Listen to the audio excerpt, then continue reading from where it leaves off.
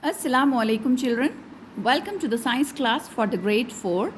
This is lesson number 7, Animals Living and Surviving, part 3. In the previous two videos we have studied about the groups of animals as vertebrates and invertebrates, and in vertebrates we have studied five main types: fish, amphibians, birds, reptiles and mammals.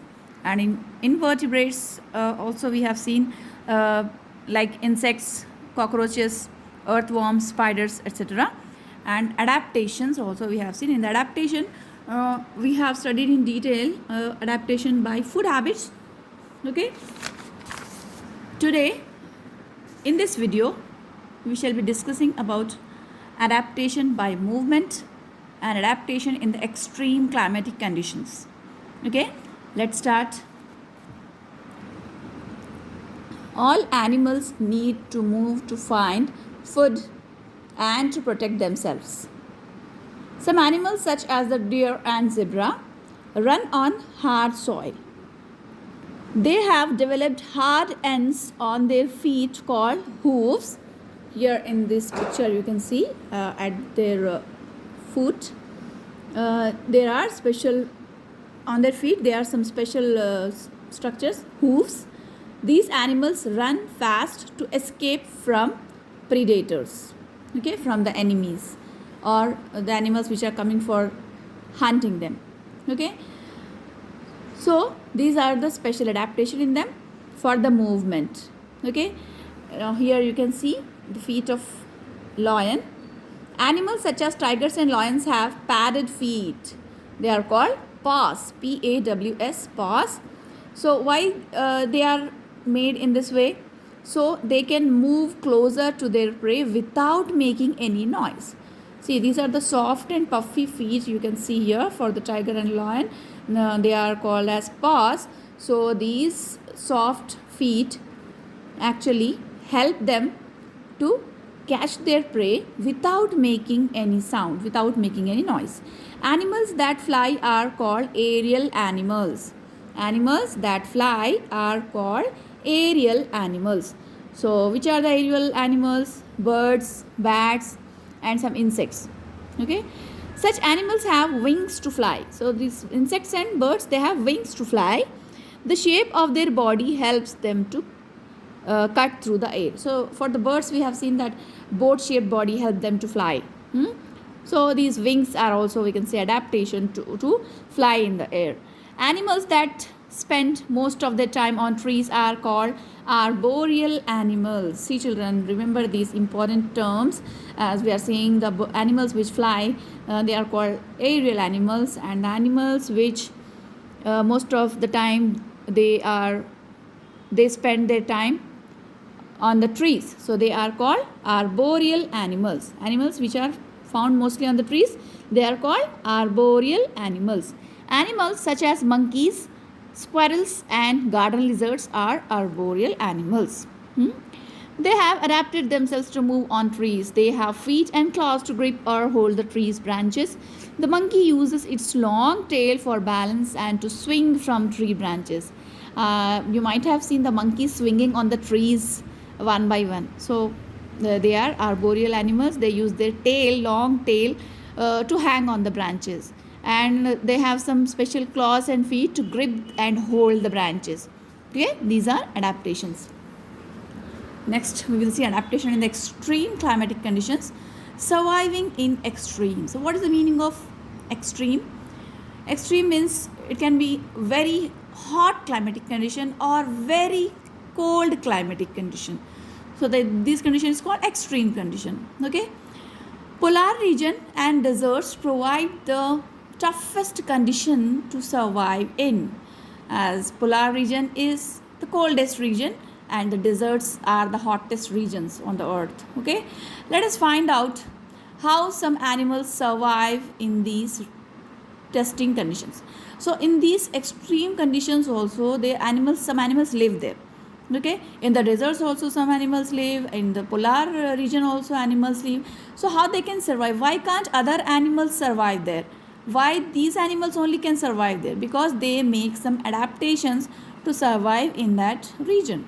Now we will see polar region. Remember, on the earth at the North Pole and the South Pole, the extreme north and extreme south, these places are called polar regions. North Pole, the top part of the earth is North Pole and the bottom part of the earth is South Pole. Okay, so these two regions are called polar regions. In the polar regions, the Arctic and the Antarctica are the coldest places. Okay, Arctic Ocean, as you know, it is present in the North Pole. Okay, and it is located in the North Pole, and Antarctica, it is located at the South Pole of the earth.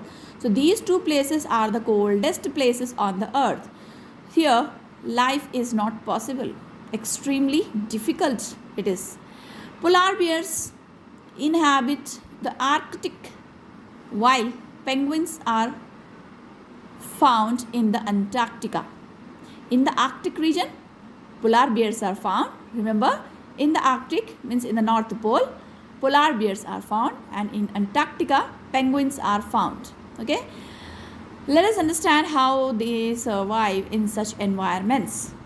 This is penguin, you can see this picture, and this is polar bear, which is found in the Arctic region, and it found in Antarctic region. Okay, so penguins are found along the coast of the Antarctic Ocean. They have a thick layer of fat under their skin. So under their skin they have thick layer of fat which protects them from the extremely cold conditions. Okay, and they have thick layer of fat. Okay, and coat of feathers to keep them warm. Polar bears live in the Arctic region. A polar bear has a thick layer of fat under its skin and a coat of thick fur that keep them warm. Its white fur helps it to blend with the snow. This helps it to approach its prey without getting noticed. This helps it to approach its prey without getting noticed. So because of its white color, it in the snow we cannot differentiate where is the polar bear and where is the snow. So snow is also white and the color of the polar bear is also white. So that is adaptation to live in that area. And the thick fur, it means the layer of thick hair, it protects us, it protects the polar bear from the extremely cold conditions, and the layer of fat also, it protects us from the cold conditions. Now snowy mountains, the furry hair of mountain goats, here you can see mountain goat. Okay, this is a type of goat which found in the mountains. The furry hair of mountain goats turns white in winter. This makes it difficult to spot them against the snow. Here now we will see desert, the hot weather. Here you can see the feet of camel.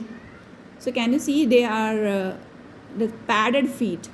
So these padded feet help them to walk and run in the desert. Camels are the biggest desert animals. They have adapted in many ways to live in extremely hot and dry conditions. Camels have 1 or 2 humps that store fat. When food and water are scarce, they can use this energy reserve. When the shortage of food and water will be there, they use this stored fats. This allows camels to live without food and water for many days. How strange. When water is available, a camel can drink about 90 liters at a time. Okay? When water is available, camel drink about 90 liters of water. A camel has broad padded feet to help it walk easily on the desert sand. During sandstorm, the camel's nostrils close up to block out the sand. So sand cannot enter into their nostrils. So these type of nostrils are there with the camel, which close up to block out the sand.